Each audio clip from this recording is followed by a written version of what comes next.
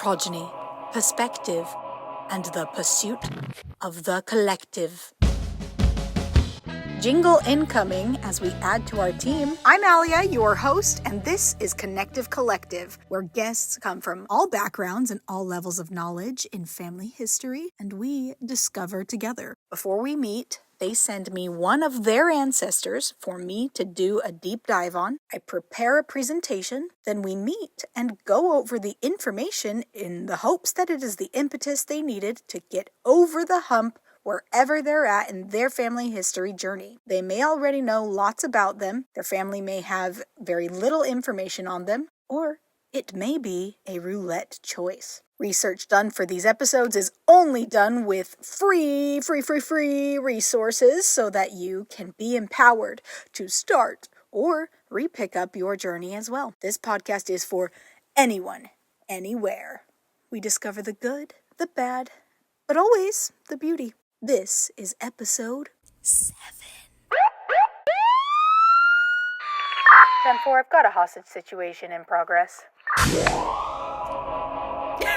Here we go. Today we have BRONTÉ.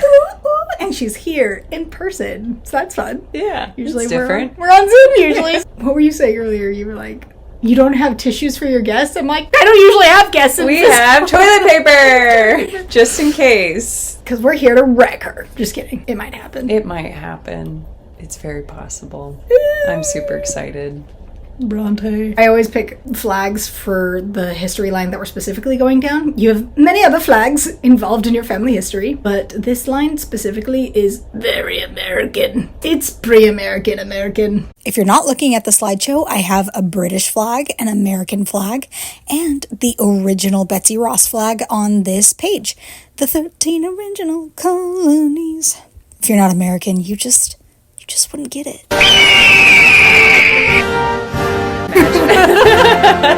And she's number 2 for October, so this is an Ofrenda edition. We will be talking about her father who passed away recently. And a little drink break for Zenko. We're editing that hour. Sometimes I do, sometimes I don't. Sometimes it's funny. We can do pop potion or puree right now. Zenko has done a little lead-in for that. All right, pop potion puree. I was talking about drinks because BRONTÉ knows she's been at my house many times. I have a very drinky family where we have many things. Well hydrated, that's for sure. I don't know about that. It's a lot of soda. I have had probably 80 ounces of Dr. Pepper today. Really? I wasn't paying that close attention. Good.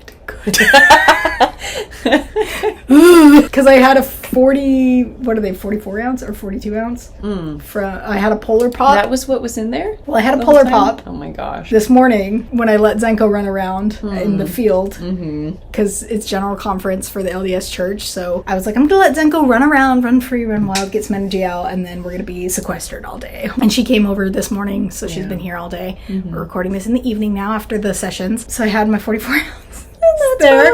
And then we went to Freddy's during the break. True. That's true. And I got... And you had more? More. Oh, okay. Because I drank, emptied it, and then I filled it up before.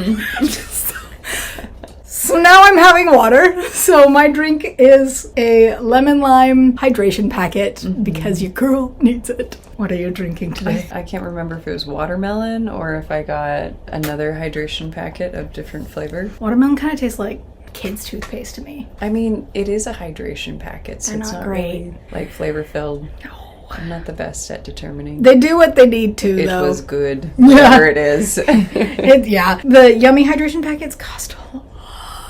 Thanks, Zenko, for that lead-in. Appreciate it. He's like, I'm coming. You called. We're recenter friends. I actually 2023 moved here right after your dad passed away. Yeah. You were like fresh in the throes of it. Yeah. The first time I saw you was when you did your tribute to your father. Oh my gosh. She did this beautiful dance. It was a night of music, and they're like, anyone can share anything related to music. I'm like, well, I don't sing, but I do dance. I have like 2 degrees. Getting her master's degree in dance at the same college my husband's attending right now. Yeah. They were a little hesitant. They're like, this shouldn't be like a sad thing. I was like, no, it's not. Like, trust me. Just trust. It's a celebration. celebration. Yeah. I think when people bring dance into worship space, they're always a little bit hesitant, but I'm like, don't worry, it's going to be fine. The LDS faith is starting to be more open to stuff like that, which is weird because we do pageants and stuff. We do pageants, we do all meaning kinds of like things. huge 1,000 cast member it's shows. A lot of like there's like folkloric dance and this and that. I've been more in the like contemporary modern side of performance, and so if people are just unaware, they don't know what to expect. And so I was like, don't worry, it'll be uplifting. It was just a song that I had been listening to that was about the love of a parent for a child, and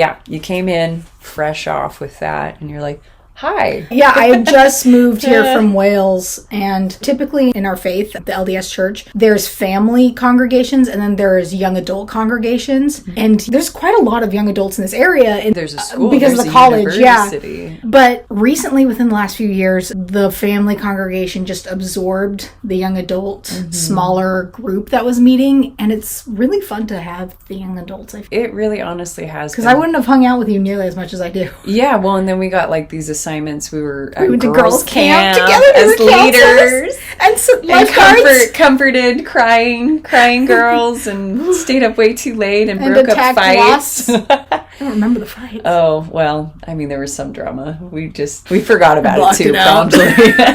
Did you move here? It was August. So that was your first semester in your master's. So we moved here like the same time-ish. Basically. Little side note here, Zenko will be butthurt if we kick him out of the room. And so he's gnawing on things. So if you hear little like sounds, I apologize. The dog will cry and whine if we kick him out. Yeah, you'll hear him either way. Apologies for the ASMR that you might hear in the background. Sorry, dear listeners, if you've listened to the last episode we did. I will be rereading these because we don't have consistent listeners. That's okay. Sometimes people just pop in for one episode, and that's okay. Don't do that. Listen to them all. Just kidding. I don't know. See what I mean? There's no rules. I'm a freaking weirdo. Yeah, you're like, I'm just... She was like, should I prepare something? I was like, there's nothing to prepare. There's no preparation. We go. Ofrenda additions. An altar de la ofrenda, or an ofrenda, is a symbolic altar set up in homes during the Mexican holiday Dia de los Muertos to welcome and honor the spirits of deceased loved ones. It acts as a temporary home for the souls of the dead, decorated with their favorite foods, personal belongings, photos, candles, incense, and marigold flowers to guide their journey and celebrate their lives. AKA Coco, the movie. Have you seen Coco? Mm-hmm. It's really good. It's very sweet. All right, let's get into it. Mm-hmm. This is Bronte's father. She might spill some tears. Be prepared. We're prepared. We've got toilet paper. Mm-hmm. Go grab your toilet paper. Fine. Look at that huge video. When you were sending me deep dive photos from my past, I'm not surprised that you've been able to find Facebook. Some great photos, yeah. Vince, Robert Hopkins, which is funny. My altar edition last week was also a Vincent Vince. It's a month of Vinces. It's a month of Vince. We like the name. Today is also the 2-year anniversary of his passing. Mm-hmm. And yesterday would have been his birthday. Yeah. So it's extra heavy. Uh-huh. We're not going to force the tears out of her. No. They may come. But it's kind of it's like a big weekend of sorts. Yeah. Celebrating both someone's birth and passing at the same weekend. Oh, I can't do math. I'm going to let you tell me. He turned 73 and then he passed, and so he would be 75 today, which still feels very young. That does feel very young. I want details about this photo.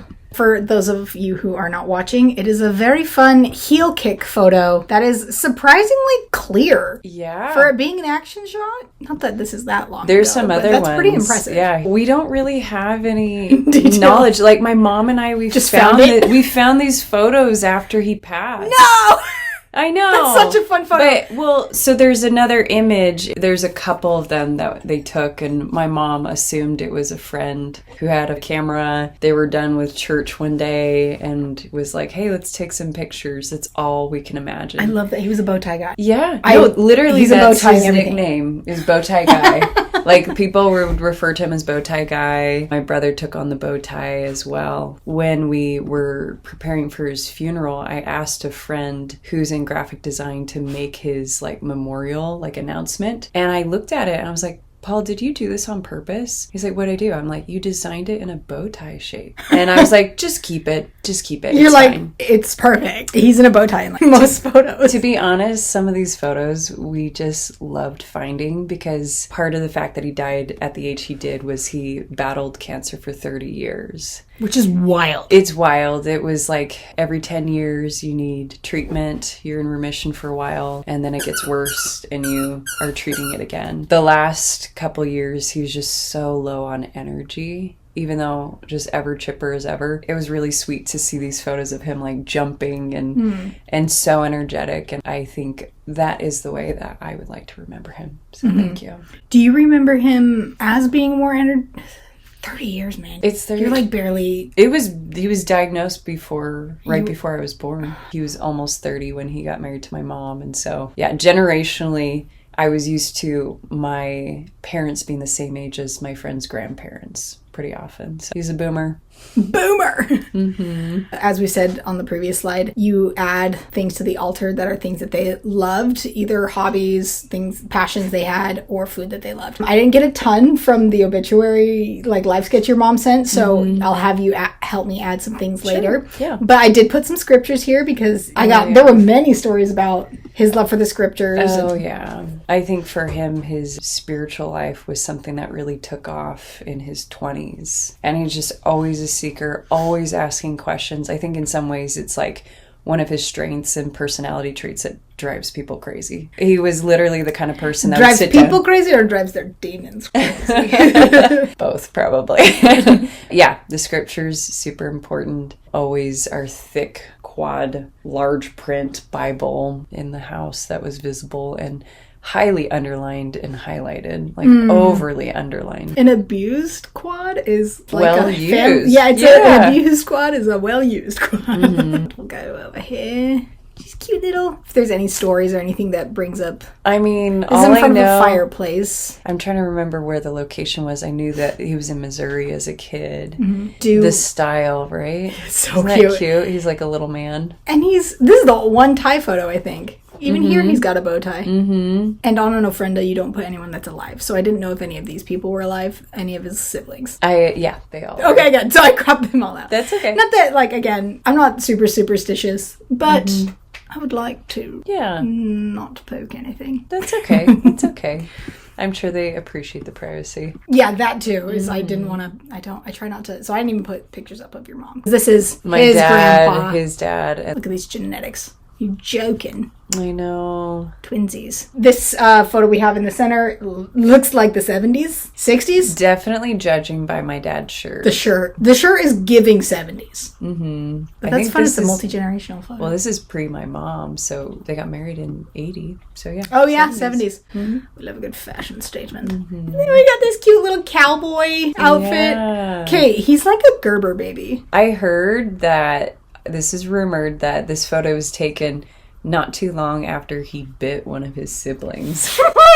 I love lore like that. That's so fun. Look at it. Look at him cheesing. Well, and here's the thing is like if you were to like hold up these pictures against some of the grandkids' faces, you would be surprised at how similar they look. He's a really cute kid. And a cute man, but cute kid. That's like a nice portrait. Probably had some kids by now. Do you know why this portrait was taken? I think it was like part of his like mid-career just photos that he wanted to take where he's like, I need some photos so I can... Is that a wool suit? Yeah, totally is. In California? You know, it's a look.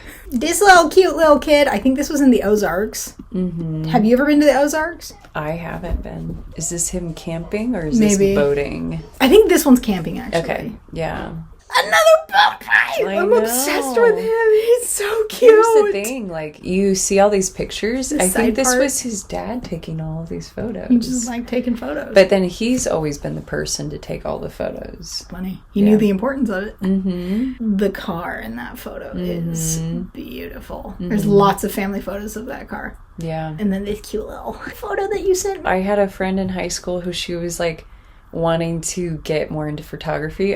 Like, honestly, it's one of the best photos that we have. He's so cute. Yeah, like my mom and him together, she just was like, do you want to take photos? I'm like, yeah, take family photos. And I honestly think it's one of the best photos we've had in a while. It's so cute. You are such a good combination of your mom and dad. I think I got the face shape from my dad's side. That incredible jawline. And then, well, actually, I think like the smile that I have is on my mom's side. My brother and I have noticed, and you'll see this sorry, Dad, we're both starting to get hooded eyes too as we get a little bit older. Like, that's I have normal. one. Yeah. What other things would we add in terms of hobbies? He just liked to be interested in a lot of things. I mean, he was always reading the newspaper. He was always reading Fashion Week and like artist stuff. Yeah, he was like trying to find interesting words and interesting metaphors. His whole thing, he was in sales for all of his life. His dad was too. He started off doing a variety of different sales, and he ended up in the medical field selling bone growth stimulators. His biggest thing was to find exciting ways to sell, and so the man owned a suit of armor. He had it made in England, and the person who designed it pre 9/11 flew over wearing it, and my dad would use that as like a metaphor at his conferences, like, this product will protect your clients. And he's worn a bear suit before. He like took a number of doctors on a presentation tour, and they were flying in a jet. He also loved sailing. Like, with his dad growing up, they would sail out to the Catalina Islands. What on earth made him be like, I need a suit of armor actually made in England? You know, and how does one find... I think it's the same connection. I think it's the same gumption of personality that like led him to be curious about the church, about his spiritual life. He's just like all in. Like, your comfort zone may be here, and his is always out here. And like, it makes for always an embarrassed child, but also at the same time, you're like, he just does that, and he didn't like question it. He's like, I think I need a suit of armor for this because I just need to find a way to connect with people. Definition of full send. Yeah, well, something that will make them not forget. I think that's why the bow tie. Food wise, what would we put in? Oh man, it's so hard. I mean, with his illness, it was like he couldn't eat a lot of things from time to time. I just remember growing up, and he was on like a phase with wheatgrass juice shots. And then he was on a phase eating barbecue because that was what they thought would be the cleanest food for him. Barbecue? Yeah, just like cooked meats. Just like a lot of meats that were, yeah. Barbecue sauce or just like cooked meat? Cooked meat, yeah. Okay, toleration aside, what did he love? I'm going to call my mom really fast. That's hard though, because he was hard. Diagnosed before you were born. Yeah, I don't really know if... I mean, I know he liked food. He would put bacon bits on literally anything he would cook. What? Really, bacon bits. What are bacon bits? It's like little pieces of bacon, and he just like sprinkled them. Oh, bacon bits. Just like a little bit of an added touch. He wasn't... He liked bacon. I think if he was left his own devices, he would be eating very simply. But happy to eat, but also, you know... Hard to eat. Hard to eat. He didn't really like sports. He Fair. told me once that he went to UCLA, and he went to one football game, and I guess he was going to the back to get down in his seat, and someone said, "Heads up!" The opposite team was launching water balloons or something on the other side, and he like got hit or something, and he's like, I'm done.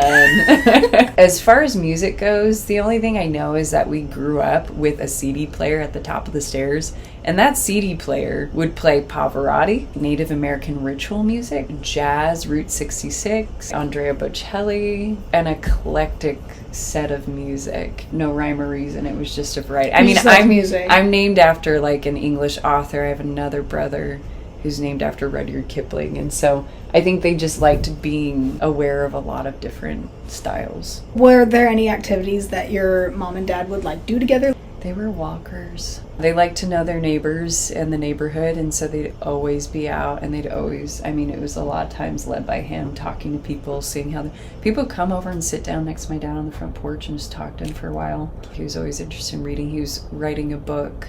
We joke it was his lifelong project to write this book. And I have it. It's completed. He just never officially published it. And if anything, it's like a family history. But it was about his selling style. But fun fact, it took me about 22 years to realize that the man never swung his arms when he walked. He literally would walk, and they would just like bounce on his side. Huh. They were walkers and talkers. They used to watch, like, the oldest grandchild when he was really little. He didn't know to call my dad Grandpa. He would call him Vince. Vince! But with everyone spread out across the country, it was hard to get together, that's for sure. But he loved being able to see them. My brother, during COVID, came down and surprised them for his 70th birthday. And at the time, they had their 2 kids, and then they had their youngest the year later. And then my sister, they've been out in Hawaii for a while, and so they love their grandkids. My mom now gets to see them and gets to spend more time with them. And so it's like one of those sad things where you're like, I am so grateful that he is not in pain like he had been. I am also grateful that my mom can go see them a little bit more. So early life. Got this cute little boat. And this is the camping photo. So this is a picture. It says it is a photo of him and his siblings at the Ozarks. He was born in 50, so he's 9. 9. Well, he's 8. He'll be 9 that October. Yeah. He's got these nice Converse on. Her mom wrote a life sketch, and then I kind of took some bits and pieces and shortened it. Vincent was born October 3rd, 1950 in St. Louis, Missouri. He was the second of 6 children born to Robert Arthur Hopkins and Betty June Keller. His dad was involved in sales, yes, and on the road during the week and then home on weekends. His dad took him on one of his road trip selling. Vince's family moved to Tarzana, California in 1963 when Vince was 12 years old. His dad had an office job, and they no longer had to deal with the cold, snowy winters or the tornadoes of the Midwest. Vincent went to Portola Junior High and Taft High School. He participated in the Boy Scout program and was on the gymnastics team, and he would talk about tumbling on hardwood floors with no mats. I forget that things have changed so much. So much. Vince believed teasing was a major life skill. Let's talk about that. This is coming from my mom, and so maybe that's their true love language, was teasing. There would be conversations or moments where he would say something to my mom that he knew was witty, and he'd turn to me and be like, It's so satisfactory. He's like, I caught her. So this is again coming from my mom's perspective. Vince went to college at UCLA, which was the epicenter of all the protests against the Vietnam War. My family still lives there. I hate Vietnam. Lily, honey, we don't hate. I hate Vietnam. Okay, we need just a second. He claimed he, quote unquote, survived his college experience. I recall him saying that he was studying for dear life all the time, just trying to keep up. What was he studying? He was studying political science. At a time like that, it was just a chaotic time to be around. It was the height of the drug era, and so he had a lot of roommates that were experimenting a bit. In California.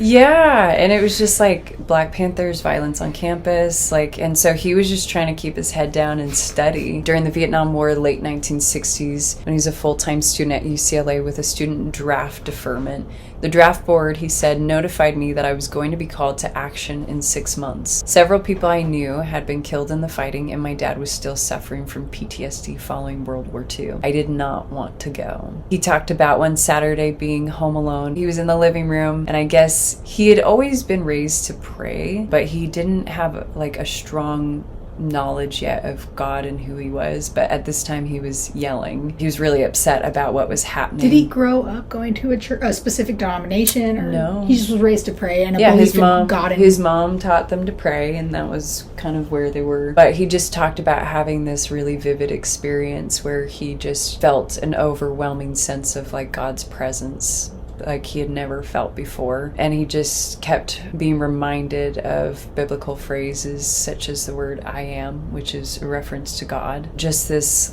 really incredible experience that he felt like he knew everything was going to work out, which is wild because this is at a time where mail notification is the main source of notification, and it's a long process. So you literally, it said he was notified several months later that his services wouldn't be required in the armed forces. No reason given, but he did know that he was a student, therefore he shouldn't have been drafted. His sister married a member of the LDS Church and joined herself. My dad started taking the lessons as well, and he did serve a mission. His dad was kind of opposed to him taking a pause in his career to go serve a mission. I mean, that would be a common concern of any parent. Yeah, my dad was also a convert, and his dad was like, what are you thinking? Yeah, but as soon as he got his call to Belgium Brussels mission, his dad completely changed his feelings. because his dad landed on Omaha Beach and was in those areas during the war. I just got chills. Yeah, no. It completely changed his heart. He was just shy of his 27th birthday, which 27 is the cutoff. And so he was called Poppy on the mission. And so he was in southern part of Belgium, northern part of France, and Luxembourg. When I served a mission, I was called to very similar areas. He ended up serving in many of the same cities that his own father had served in many years earlier as an American soldier fighting in World War II. And then I went back and was in some of the areas. I didn't go to Belgium, but I was in France, and I did go see the Arc de Triomphe, which my dad would have seen. His dad marched under with Patton. And I went back, the year before he passed, I went back to France and we went to Omaha Beach. It was, I don't even know how to describe it, except like the feeling there was so special. It was so hard to get out there, and our taxi driver waited for me and my friend, and we could spend most of the morning and day there. I got to send him pictures and videos, and he was like, it's almost like I got to be there. Oh. So, sweet memory. And I included on this slide, for those who aren't watching and want to take a quick pause to see, there's a photo that we had on the Ofrenda on the top, and it's that photo from the 70s that in the flower shirt is Vince, and then his dad, Robert or Bob, the baldy over there. And then the two cute people in the glasses down there are Bob's parents. And so the photo underneath is Bob in his military uniform and his parents, probably right before he shipped off. Because he looks young. He was, I think, gosh, I need to look it up, 18, 19. I know, it's wild. Going on to Omaha Beach, yeah, it's wild. It's crazy how recent it was. He's like, my dad has PTSD. I'm not wanting to do this. I mean, I do commend my grandpa for living the best he could under those circumstances and trying to provide some kind of home stability, love, and support. And I think between generations, we change things. We improve things the way we'd like to see them improved. From what I understand, your dad on the mission really struggled with the language, really struggled with the teaching, which is interesting because he went into sales, and he was like so successful in sales. He struggled with the memorization part of teaching. The lessons were a lot more memorization based. But then he ended up being this incredible tool for the music side, because his mission president said that he was like an extra appendage. He was so useful to him on the mission because he helped produce these events. Yeah, he produced was an major event producer. Yeah, on the mission. And there was a group of like performing missionaries that he managed that were singing and performing. And they he would had manage like art shows that they would put together. I know, I wish they were doing that when I was there. Yeah, I'm like, that's cool. And then they were able to gather a group of Native American missionaries. Talk about that, because that's really cool. And something about the French love the Native Americans. I think, funny. well, not funny, but like it is kind of interesting. Well, I mean, it's like the Japanese being obsessed with Hawaii. Well, like, I mean, what? if we can jump back, it's like kind of this interest in something that's exotic and different. And so, like Indians and Cowboys, that was the shows that they were watching in that era. Okay. And like Red Rock, like they don't see that in Europe, and so you have a lot of French tourists that come to see and tour the United States, and they're just really interested in these things that make the United States just so unique. Cool. I think there was an interest there generationally, and also, just with a culture that they had never been introduced to. So they would have these presentations where they'd have like a performance at like a supermarket, and these Native American missionaries would dress in traditional clothes and perform. And then they would sit down. So they were LDS members that were on their missions in France. Yeah. And then they would have a discussion about their ancestors and the connections to the Book of Mormon. Okay. And so then they would tie that into their message. Cool. It's kind of because like they're the direct Nauvoo descendants. performing pioneers. What was the story about him being inspired to like write something about 3 Indians? But then he secured housing at a castle. Oh. And this French lady was like, I love Indians. They can stay at my castle. And she had this like big castle with a moat. And there was like a canoe and like Thionville. And there were horses? Thionville, as you would say in English, Thionville. I recall it in a certain way, the way he would tell me. I mean, he felt challenged trying to go to Europe, trying to speak a foreign language, trying to connect with people. And so that's why he decided to take on some of these like opportunities to plan these events that would just open up conversation and help bring together a sense of community. He just had this idea, and I don't know if maybe he had a dream and he thought about like, how cool would this be to have like these Native Americans come in on canoes and enter into the village and then have a presentation. Cool. Like, we're talking like full send, right? We already talked about your comfort zone, his comfort zone. Was this lady like a member, or did he just be like, wow, this is a great location? No. Let's make it happen. So I think he was in the area, and they were trying to consider ways to acquire permits to pull off this really fun idea. He went to go meet her, this countess, and it was actually like a very serious and somber kind of situation where they were trying to secure permits for this, and she was friendly towards Americans. She felt like this strong connection because of the war, where she was just like, I respect you and I care about like the interactions I've had with people and how they bless my country. Mm-hmm. She was like, whatever you need, just go. Like, you have it. And so he said they were going to the office to get permits for a few other things, and some people would be like, oh, there are people who came ahead of you. Like, oh, it's been approved. Oh. And he's like, I don't know what happened. He just is like, but somehow doors opened and they got the approval to do these things. So she just was a countess in the area with a castle on a moat, and he was like, great, I need a moat. She had resources. She knew people in the area, the mayor. And she was like, you can, if you want that support, I'll offer it. Because the quote that I loved at the end of this, let's see. Oh, she said, we're going to Hollywood. She invited them over for lunch. She had been part of the resistance underground. Yeah, that's important. She had been part of the resistance.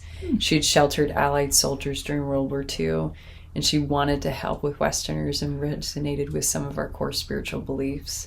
So they agreed to help us by letting the Indians stay with her as honored guests in her castle when they came to town. So she did supply them with a canoe. They had white horses, a flatbed truck, and a parade liability insurance. But yeah, it was like full production. She said, we're going to Hollywood.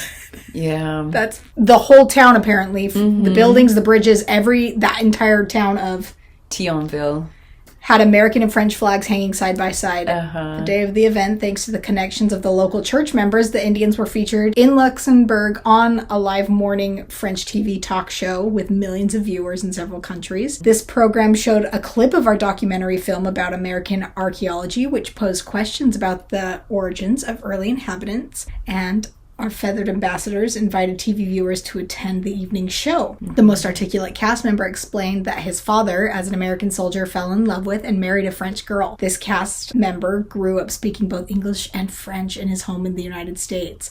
Then, PBS style, the station ran a telephone public opinion survey. 80% of the respondents said they would like to have Native American members of the Church of Jesus Christ of Latter-day Saints as neighbors. At dusk, the Indians and other missionaries with them came into town, paddling down the Moselle River in a canoe. They landed and rode white horses to the municipal gym. That night's discussion and soiree was attended by 1,500 people. Vince also was the tour manager for a musical group that traveled throughout the mission. What a cool mission. Yeah. I would have loved I never would have come home from my mission. I would have been like, all right, this is my new life. I think it's incredible. I mean, years later, being someone who served in the area, you talk about some of the challenges. I mean, some of the members at that time. One of the members, she told me, she took the discussions and her family was baptized, but she said that some people hadn't developed as deep of testimonies. Some of them thought they were in a basketball club. And so I can see Which we are known as the basketball church because for some reason, every one of our churches all over the world pretty much has a basketball court. So it's like they had these really great events, and I think they've been incredible and blessed a lot of people's lives. And I think at the same time, they've kind of tapered back on some of those elements to kind of just focus it more. I met a woman, she lived in my last area when I was on my mission, and she invited me over to her home, and we're like sitting there eating dinner, and she's like, well, I joined the church when I was 16. Do you want to see my scrapbook? And I'm like, heck yes. Yeah, so we're flipping through and we saw these pictures for these events. She had collected all of these programs from years and years of her being in the church. It was just memorable to her. Yeah. And I saw a program and I like flipped it open. It was these singing missionaries, and she had collected signatures. And I found my dad's signature. That's so precious. And I was like, so Rochelle, you met my dad. And she was like, what? Are you serious? What was even better was being able to send home a picture. Oh, yeah. And she actually gave that pamphlet to me to give to him. Oh, that's so as, cool. As a gratitude. She was like, thank you so much for... What a full circle moment. Yeah, where she's like, I was 16, I was young at the time. I was growing in my faith, and I'm just so grateful to have had people who cared. So those events, so cool. They did stick. But crazy that, like, he felt like, he struggled in the language, and he didn't, like, the Lord, like, truly, the Lord uses your talents, whatever they may be. Yeah. He's going to use them. Oh, yeah. This section is little lots of roulette, because typically you pick, if it's not October, people will just send me an ancestor, and then we say, like, all right, do you know a little bit about them, lots, or was it a roulette choice? This is a tribute to your father, so we're specifically going down the Hopkins line, because he is a Hopkins. So, do you know a little bit about them? A lot about them? What do you feel like you know? This is embarrassing. No, it's okay. Okay, I know that, I mean, his mom didn't talk a whole lot about her line. His dad, I'm aware that his parents came over from England. And that's kind of where it stops. His dad's parents came from England? Or like down the line came from England? So I know that his mom, my dad's mom, up to this day, she's always said like little cute British phrases because, okay, on her mom's side, they came over. It's her mother. So him, his mom, his mom's mom. His mom's mom came over when she was really little. And so she carried over some of those. Okay, I was like, I hope it's not the father's line, because then that's not, I don't have this correct. Yeah, no. And the father's line, my dad's dad, I couldn't say. I mean, it's kind of one of those things where... Because you guys didn't... They grew up in the Great Depression. They didn't talk a whole lot about their family. Like, his dad's dad, he did not have a good relationship with him. He also drank and I think was abusive. And if anything, my dad's dad decided that the abuse was not happening. Mm-hmm. And then my dad decided the drinking was not happening. But it kind of is vague for me after that. Okay. BRONTÉ and I come from a faith that really, our entire lives have been a huge push for family history because we believe in eternal families. And so it's like, get to know your ancestors. Mm-hmm. So BRONTÉ's lines, all of her lines, mom's side, dad's side, are very highly researched. There's a lot of people working on them. But your dad is a convert, so there is less done on his side. I'm sure your mom is working on it, or you've got also his sister did join the church. Did any of his other siblings? The other siblings did. Yeah. So yeah, all of their descendants. There is work being done on that side. Yeah. At least one of his sisters, her daughter, is and does actively work on the line. And your mom is a family historian? Yeah, she's finishing her BYU degree. They met in genealogy. Yeah, they met and she left school to have a family and then promised herself she'd finish it. So I made some bold choices. Okay. Kind of. I don't want to freak anyone out who's done work on this line. There were lots of notes on ancestors, but I think people were maybe too chicken to separate some things. There were lots of notes saying like, this isn't right, or this isn't right. This doesn't make sense according to these children in this census. So it was like very tangled, but people have clearly been doing the work on it. People were like nervous to just detach. Because they've done so much work on it and all of their evidence looked correct, I did go through and detach and detangle. That's what made sense in terms of the work that had been tagged. But no one had done the actual separation work, creating, if they are two different people, okay, you have to create two separate people, literally, and then move the documents over to each person, move the notes, move the censuses, the resources, everything. Does that make sense? Say it one more time. I said that very weirdly. So basically... You lost me. It's okay. I lost myself. I was like, okay, here we go.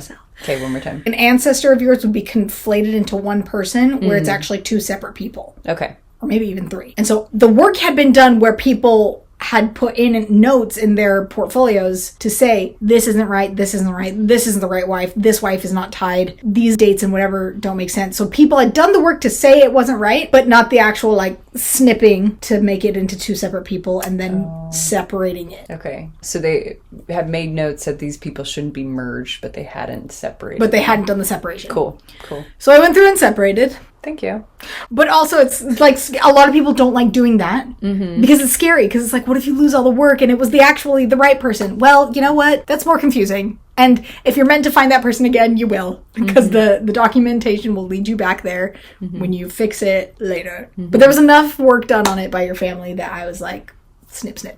Yeah. And then also... We won't send this to them. Just No, kidding. do send it to them so that they can be need like, to know. what have you done? Or they can be like, ooh, good, okay, this Someone makes a lot did more it. sense. Okay. Well, it also might be like, well, I didn't know if we should do it, and now it makes sense. Whatever. Also, there were a couple stories thrown in here and there that were cool and awesome and also very traceable to famous people in history, but weren't your family members. So I remember.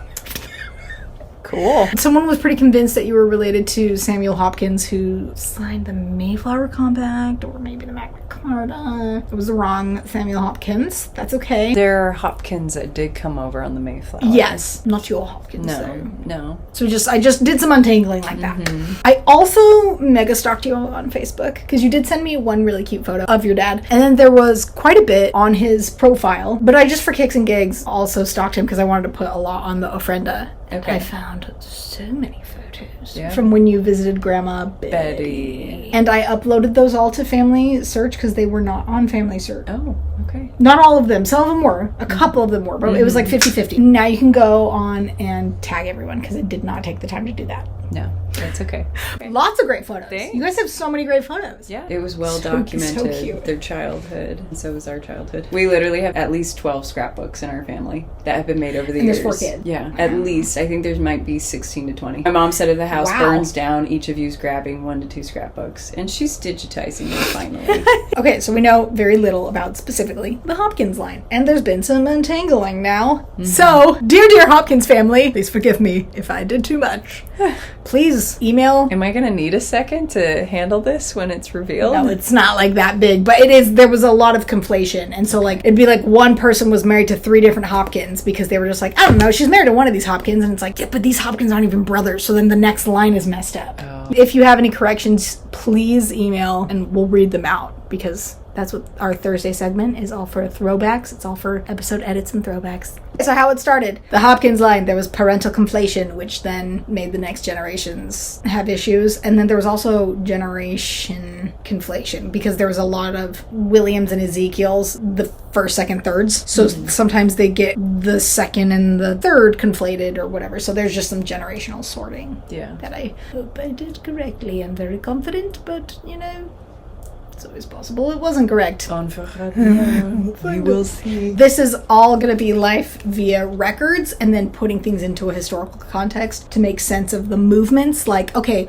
why would someone just pick up and move from here to here? If the census it's like someone pops up on a census in Maryland and then pops up in a census in Kentucky and you're like, is it the same Hopkins or is it a different Hopkins? And so... Did they move? Yeah, and it's just like putting things into historical context as to... Okay, this makes sense why they would have moved. Okay. Vibes. The generations. So we've got you and your dad. Uh-huh. And your dad is Vincent. Yes. Cute little boy. And then Robert and Arthur. So this is Bronte, Bronte's dad. Bronte's dad's dad is this little boy in this photo. And then we've got Bronte's dad's grandpa. So Bronte's great grandpa is this older man. Robert Arthur, and then Vincent Robert. Those were Cute. their dads named them, their middle names, yeah. And we've got these lovely gentlemen that know this guy's name is Ezekiel. These guys weren't Revolutionary War heroes. There weren't cameras back then. But they're the descendants of Revolutionary War heroes. Those are just the oldest photos you have in your family line so far. So those are the Hopkins in the USA. We're going to talk about Hopkins and the colonies, and then the Puritan Great Migration, and then we'll kind of a little bit go into the British Hopkins and where you all came from. All right. These pictures look familiar. We're going to start at the furthest back we can go on this line and then kind of come up to present. Okay. You're traceable to England in the Birmingham, Bristol area, mostly Birmingham, from the 1300s to 1600s. This is historically what was going on in the 1600s and why the family would have wanted to maybe leave, because they left by 1640s. They're already in the Americas. So this is what's leading up to the 1640s. By the 17th century, Birmingham's booming economy, dominated by the self-made merchants and manufacturers of the new metal trades, its expanding population and high degree of social mobility, and the almost complete absence from the area of a resident aristocracy had seen it develop a new form of social structure very different from that of more traditional towns and rural areas. relationships were based more around pragmatic commercial linkages rather than the rigid paternalism and deference of feudal society, like kingdoms. And the town was widely seen as one where loyalty to the traditional hierarchies of the established church and aristocracy was weak. The first signs of Birmingham's growing political self-consciousness can be seen from the 1630s, when a series of Puritan lectureships provided a focus for questioning the doctrines and structures of the Church of England and had a widespread influence throughout surrounding counties. A 1640 Puritan-inspired petition raised by the townspeople against the local Justice of the Peace, Sir Thomas Holt, provides the first evidence of conflict with the country gentlemen who dominated local government. The outbreak of the English Civil War in 1642 saw Birmingham emerge as a symbol of Puritan and parliamentarian radicalism. And the Royalist Earl of Clarendon's history of the rebellion and civil wars in England, condemning the town as being of as great fame for hardy, willful, affected disloyalty to the king as any place in England. The arrival of 400 armed men from Birmingham was decisive in securing Coventry's refusal to admit Charles I in August 1642, which established Warwickshire as a parliamentarian stronghold. The march of the king and his armies south from Shrewsbury in the days leading up to the Battle of Edgehill in October 1642 met strong local resistance, with troops headed by Prince Rupert of the Rhine and the Earl of Derby. Being ambushed by local train bands in Moseley and King Norton, the king's baggage train attacked by Birmingham townspeople and his personal possessions plundered and transported to Warwick Castle, while the king stayed with the royalist Sir Thomas Holt at Aston Hall. The strategic importance of Birmingham's metal trades was also significant. One report suggested that the town's main mill had manufactured 15,000 swords solely for the use of parliamentarian forces. Aston Hall, built in 1635 by the royalist Sir Thomas Holt, still bears scars from its attack by local parliamentarians in 1643. Royalists' revenge was executed on Easter Monday, 3 April 1643, when Prince Rupert returned to Birmingham with 1,200 cavalry and 700 foot soldiers and 4 guns. That makes me think cannons? Yeah. Twice repulsed by the small force of 200 defenders behind hastily erected earthworks, the Royalist cavalry outflanked the defenses and overran the town in the Battle of Birmingham before burning 80 houses and leaving behind the naked corpses of 15 townspeople. Your family had already left 1640 right before this happened because they were Puritan. So they were part of this mass migration because of all of this political upheaval. The Great Migration and mass exodus of the Puritan people was from 1629 to 1643, and it's known as the Great Puritan Migration. Approximately 20,000 Puritans emigrated from England to North America, marking the largest exodus from England in its history at the time. And so many of these migrants obviously traveled in family groups, which was a unique feature of this migration because the goal was to create a stable, multi-generational community rooted in the shared faith. Puritans migrated to New England to escape religious persecution and establish a new society based on their strict religious beliefs, hoping to create a godly city upon a hill as an example to the world. They sought freedom from interference by the Church of England and the Crown, particularly during the reign of King Charles I and periods of increased persecution, aiming to build a community that reflected their vision of a purified, Bible-centered commonwealth, escaping persecution. Under King Charles I and Archbishop William Laud, the state increasingly forced religious conformity, making it difficult for Puritans to practice their faith freely in England. Dissent against the church was viewed as opposition to the king's authority, leading to repression and prohibition of Puritan ministers from preaching. Because the whole point was that God chooses the king, so the king is the head of the church. Yeah. So establishing a godly society, New England offered the opportunity to create a new society founded on Puritan principles where they could worship according to their own beliefs, away from the perceived corruption and spiritual decay of England. The main difference is that the Church of England was the established national church which retained a lot of the Catholic elements. Puritans sought to purify the Church of England from those practices to make it more strictly Protestant Calvinist. Puritans wanted to reform the church from within, unlike the separatists, which were the Pilgrims, who sought to separate from it entirely. The official state Church of England is formed by Henry VIII, and it broke off from the Roman Catholic Church because he wanted to get divorced, right? Divorced, beheaded, survived, you know, that whole thing. It retains the Catholic elements, the rituals, ceremonies, ceremonies and styles of worship derived from Roman Catholicism. So a group of English Protestants in the 16th and 17th centuries believed that the Church of England had not been fully reformed, and so the Puritans advocated for the simpler worship services and the removal of ornate churches and rituals. Their worship services emphasized preaching and biblical understanding over the formal liturgy and prayer books. Okay. Less memorization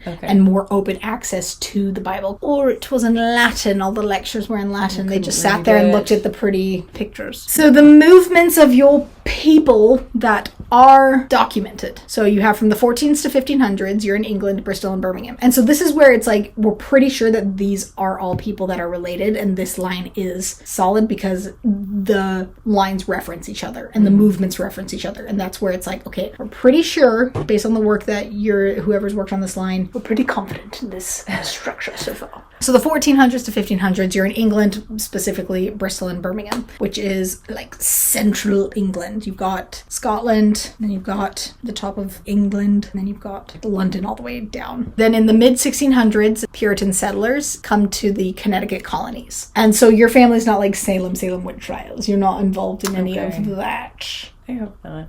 I was like, But yeah, go real. watch The Crucible. Because usually I like to give people movies to watch, but I was like, there isn't a lot made about Connecticut colonies. Anyways, there's lots made about Puritan settlers. So we're looking at, this is like post Mayflower. It's around the same time. I'm sitting here going, wow, like this is cool, but also I'm like, I hope it's true. Yeah, well, and because There's you always do that have nervousness where you're like, okay, I hope we link the right people, but at the same time, like, and this was all like I didn't actually add anyone to your tree. okay. I only cut people from your tree. Oh. Because people got ad happy and were like, yeah, but Really? like the Okay. names are very common. And so if you don't read the documents carefully, you'll be like, yeah, David Hopkins. Like, this David Hopkins would have been 13 when he had his first child. You just have to like do the math. Yeah, and you're like, this yeah. isn't making sense. So I just, and other people had already, again, like I said, had those worries and had put those notes into profiles.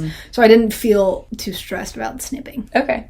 So no, I genuinely haven't added anyone to this line. Okay, cool. This is always more information to go off of. And if it's the wrong information, it's just information still. Okay.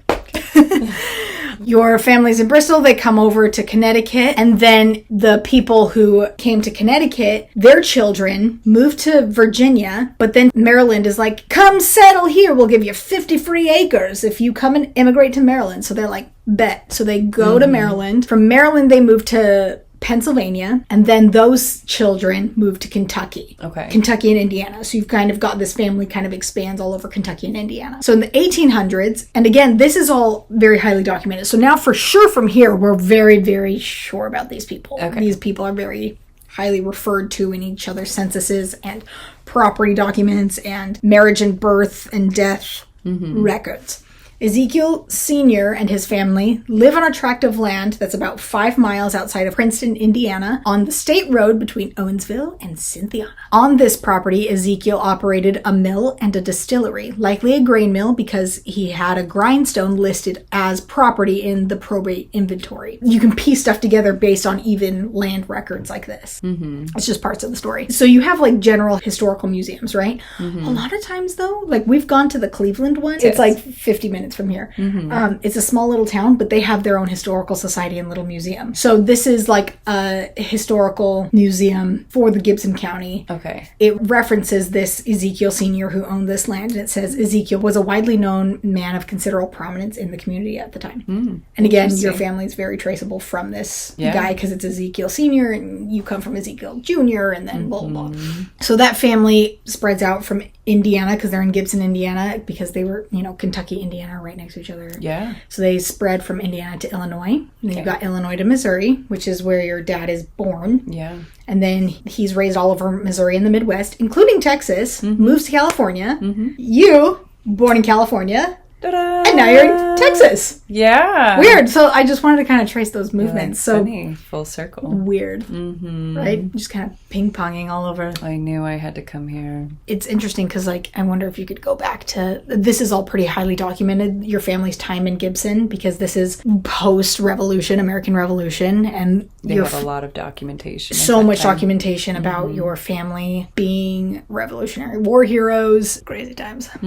All crazy times, because now look at this timeline. War. So now we've got a timeline here. Yeah.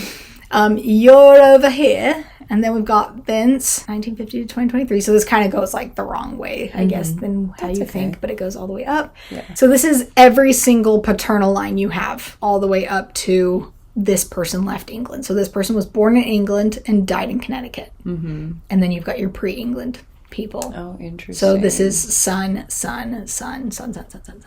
BRONTÉ, daughter. If you're not looking at this timeline, basically what we've got is from the time her family left England in mid 1600s, every generation all the way to BRONTÉ, and then what major kind of like wars happened. So the Connecticut colony, the American Revolution, Civil War, World War I, World War II, and the Vietnam War. There are military records for people who served as Indian spies. And so at first I was like, oh, you've got some Native American blood. No, that meant like scouting because of America, the Louisiana Purchase from the French. And so there were a bunch of Native Americans working with the French. So you have members of your family who were specifically spies watching their movements and stuff and then reporting back to the American troops so that we could follow the French. We also, someone in your line, I don't know if it was a little bit of an offshoot because I got lost untangling some stuff, but he like worked on a slave trading boat, but because of his strong,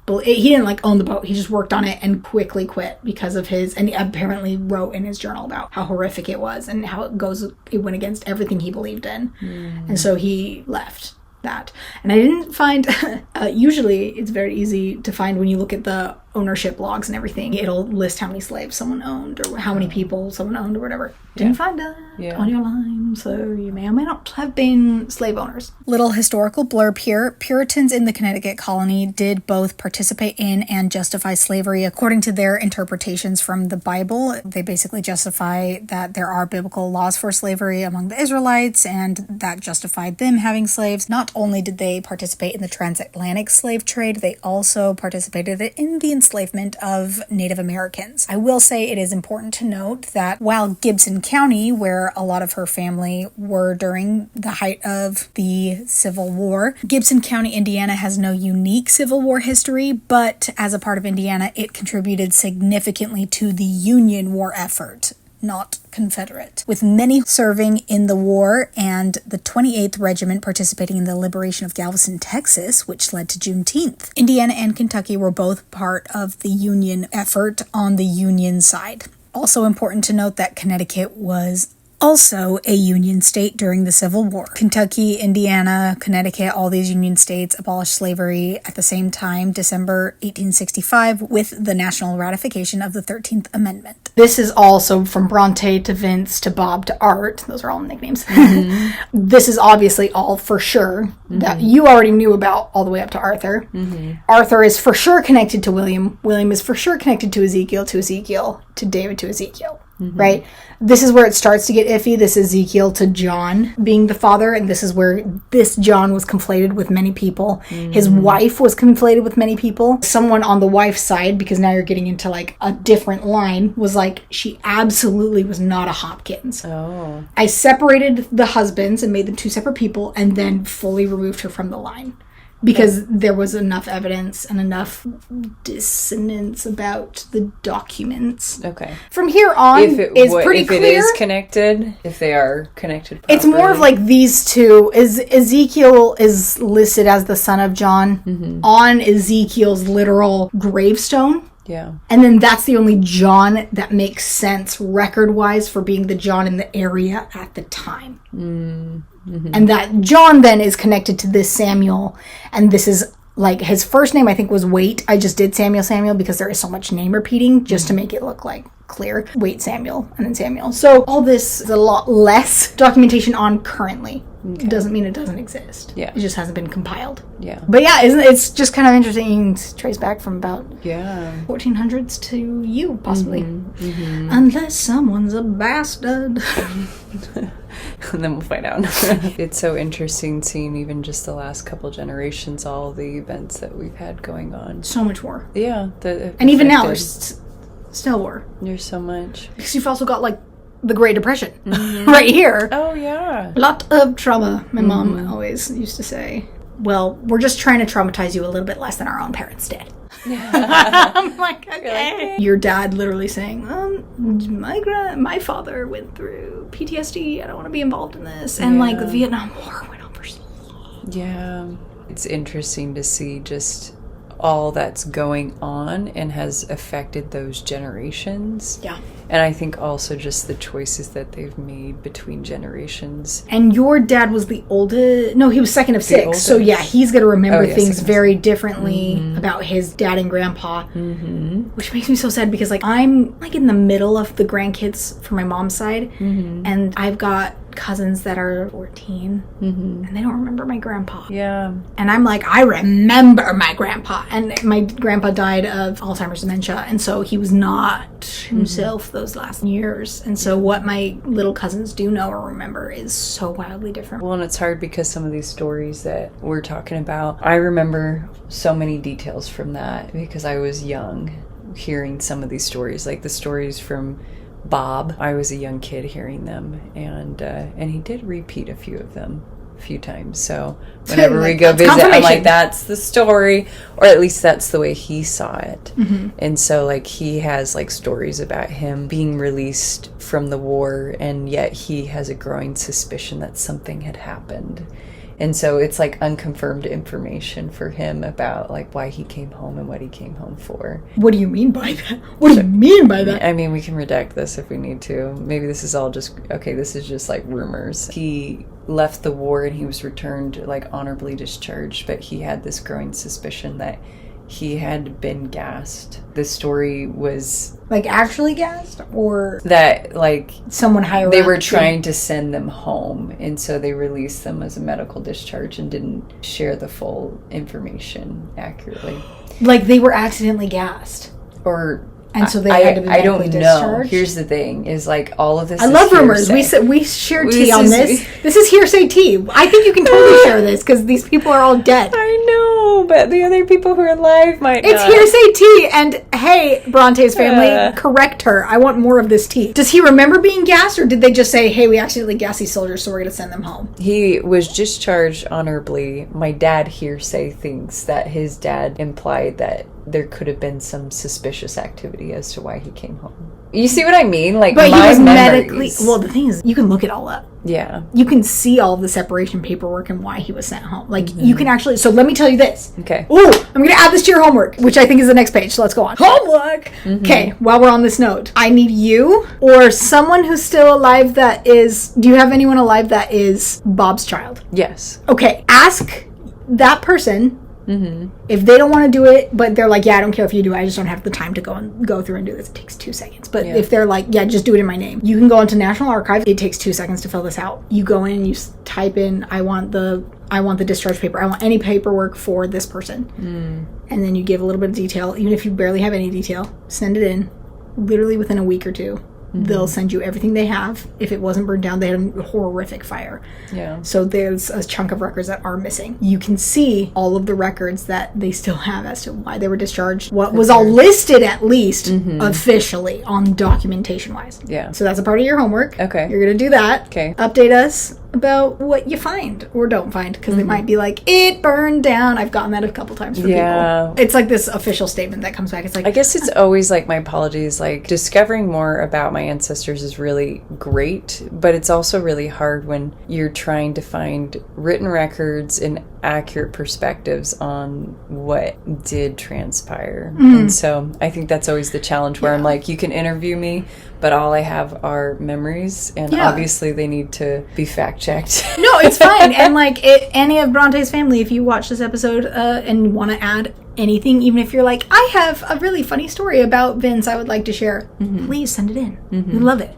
Anything. Even if it's like just information that confirms the rumor, that's kind of fun to know. Yeah. Or if it's information that's like, hey, they officially said this, but maybe that doesn't track with the stories you have, that's still a fun information to have. Yeah. It's just storytelling. There's nothing hanging on this information. That's true. The intro of this podcast, it says, we discover the good, the bad, but always the beauty. Because it's like, you don't, first of all, you don't even know these people. Yeah. But they're your people. They're why you're here. Yeah. For good or for worse. It's true. And it's an explanation, not an excuse. We're the authors of our own stories. But it's also just fun storytelling. Go and submit that questionnaire just because it does take 2 seconds. And then see if anything interesting pops back. So that'll be one part of your homework. I want you to rewatch Coco. You don't have to like deeply watch it, but just play it. I wanted to give you some light homework because this is a heavier day and weekend for you. Or even just listen to the soundtrack.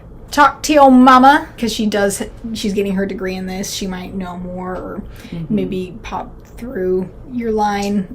You said there's people on the Hopkins side that are working on this family history. Send them this episode. See how badly they want to murder me. Yeah. Give more information. Or smack me across the head, or whatever. I'm open to it all. That's the point of this. And then you're going to send me a voice memo. Musings. Okay. Thoughts. These are my thank yous, and I am saying merci instead. Oh. How's my pronunciation? That was, Is I...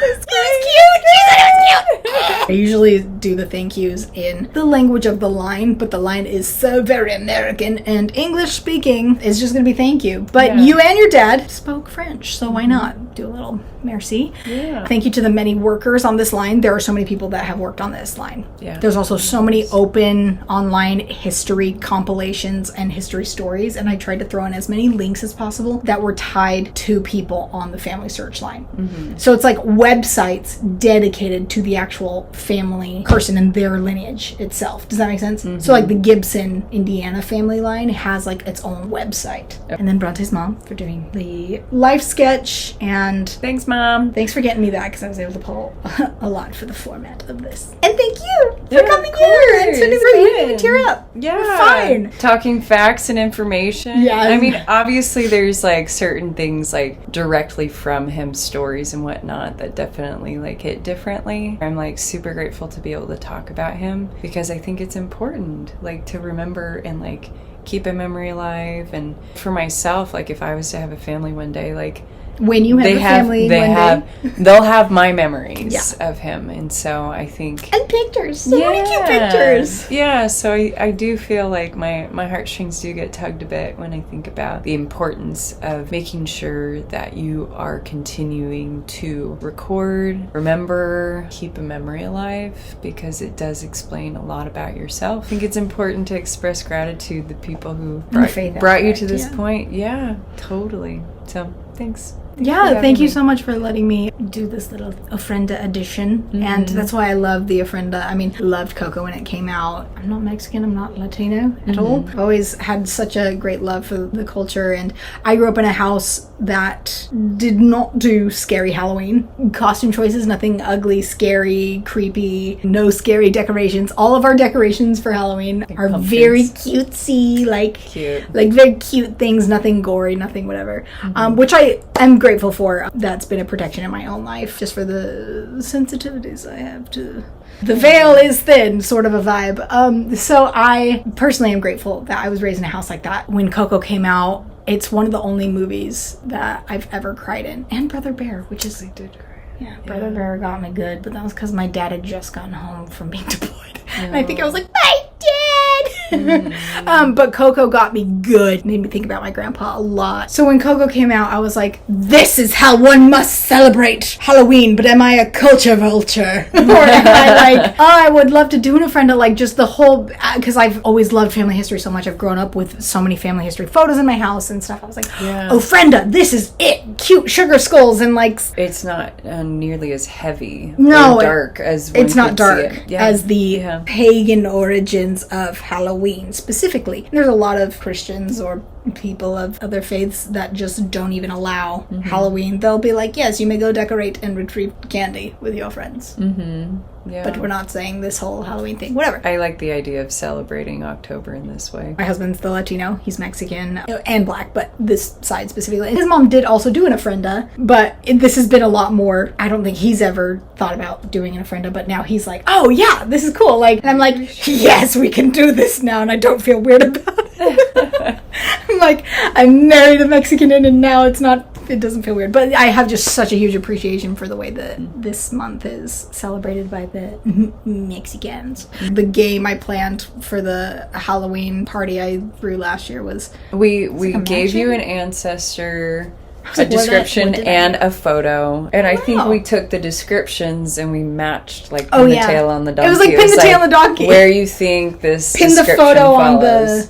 It was descriptions and stories. So like some people didn't like have much, or they were like, so it was like 3 to 6 sentences, and then it was pin the story to the photo, and they were like all over a wall, and it was a fun little story. But I love any opportunity. Fun fact, I shared that photo. It was my dad's mom as a little girl with her mom. She has since passed away. I mean, she was 98.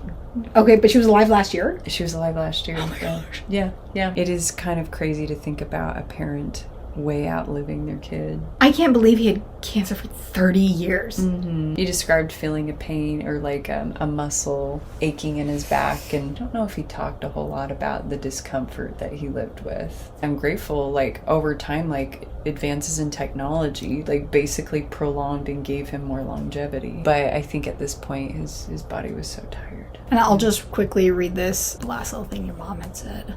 The last year was extremely grueling for Vince. If you asked him how he was, though, he would always reply, better than ever, and the best is yet to come. Sorry, she got me! I'm so sorry that I did that to you. I just thought that was such a... That shows, like, his faith. And she cried. I'm sorry! His birthday was yesterday, and the anniversary of his death was today. And so she cried a little bit earlier, so we were like prepared for it, but Aliya, you saved that one. It was like the final ammo. Just shows, even in like the worst of it, the type of person he was. That was the phrase for many years, was better than ever, and the best is yet to come. It does exemplify faith. I think there's always that balance, though, of like being able to like live with the reality, but also look beyond. Yeah, like how can you be honest, but also just recognize, like, with what you've been given, the energy, the life, the opportunity you have, like, especially in his case, like the energy.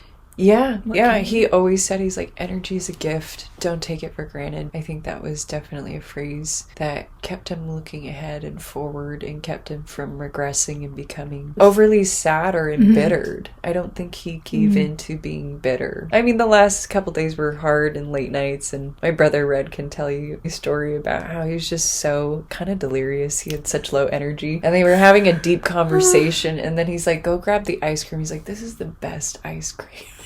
He was like, I'm happy to be here.